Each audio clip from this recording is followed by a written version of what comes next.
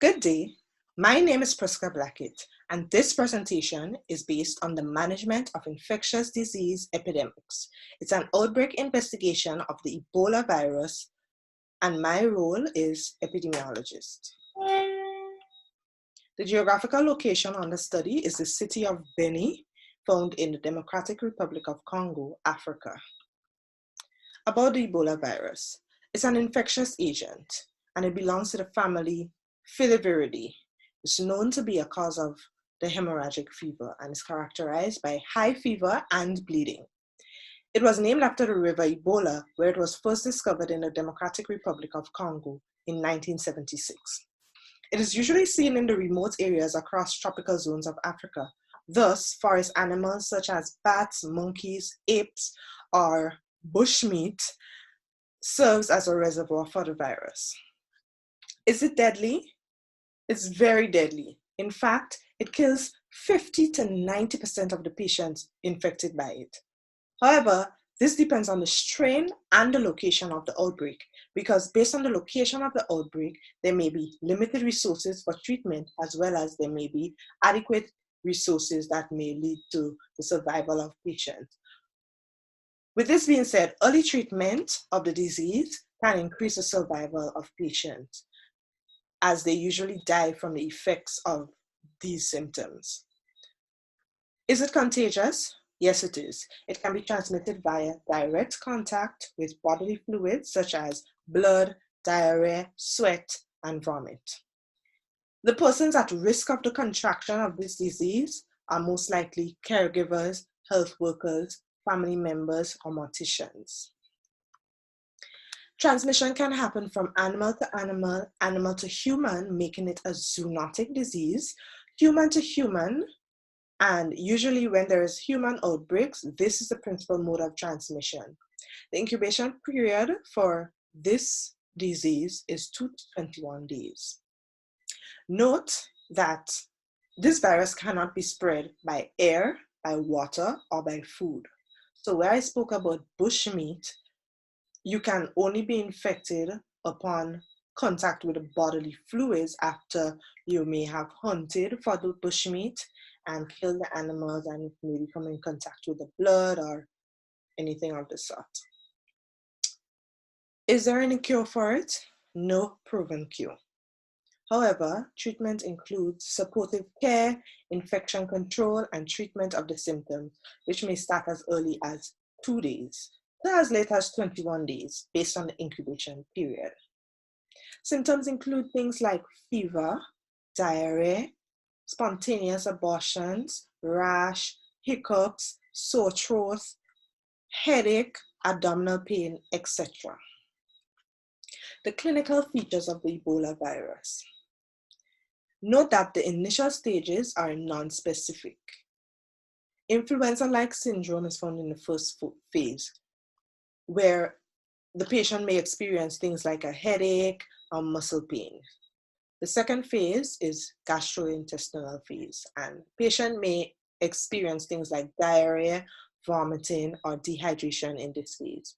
And lastly, there may be neurological manifestations leading to collapse, and there may also be bleeding. And usually at this phase, the patients are prone to death. Now, in this outbreak investigation, like I said before, my role is epidemiologist. Therefore, I must take epidemiologic steps in this investigation in Beni. Firstly, I must prepare for field work. It's important to acknowledge scientific and investigative issues, because adequate scientific knowledge, supplies, and equipment are definitely needed in the field. Consider the management of operational issues. As an epidemiologist, I must be a good manager, a good collaborator, and a good communicator. And logistics are also important. Secondly, the establishment of an outbreak. An outbreak was definitely established since there was an occurrence of more than the normal amount of cases of the Ebola virus disease in Beni. As field investigator, I will go into the city of Beni and verify that the cluster of the cases found there was indeed an outbreak.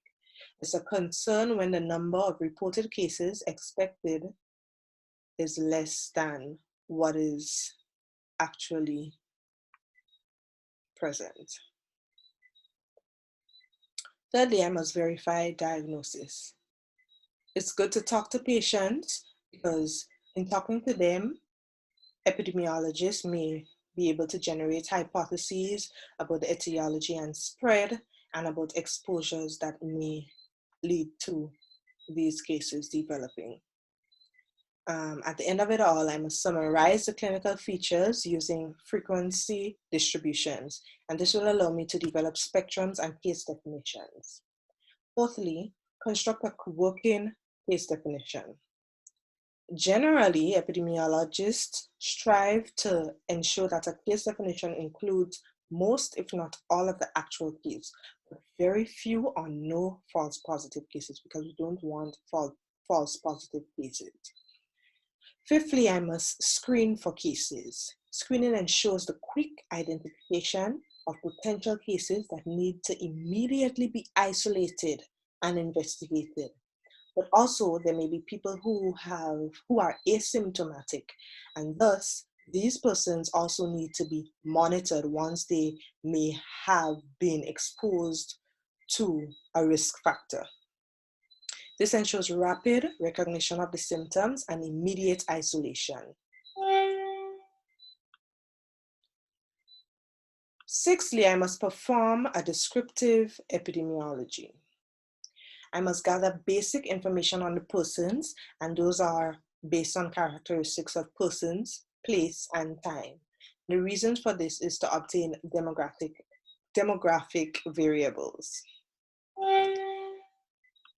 The seventh step is to develop a hypothesis, as the hypotheses may address the source of the agent, the mode, and the transmission, and also the exposures that may have caused the disease. Number 8, evaluate those hypotheses that may have been developed, that would have been developed, and I must do so epidemiologically to ensure that the hypotheses developed are plausible. Hypotheses must be evaluated by comparing already established facts or also using analytic epidemiology to quantify relationships. Number 9, I must suggest possible control prevention methods because it's important that we control the outbreak. That's the aim of this investigation, to control the outbreak and prevent additional cases from occurring. Number 10, initiate or maintain surveillance. This must be done even after the prevention measures have been implemented because we want to ensure that we maintain a level and we control the outbreak and that the outbreak has not spread outside the area that it was originally in. And lastly, at the end of it all, I must communicate findings. Reports should be made orally to the local authorities, and it can be written in scientific format for potential legal issues that may arise in the future. And at the end, all of it must be added to the public health literature of knowledge. These are the steps that I would take in this investigative process. These are my references. Thank you.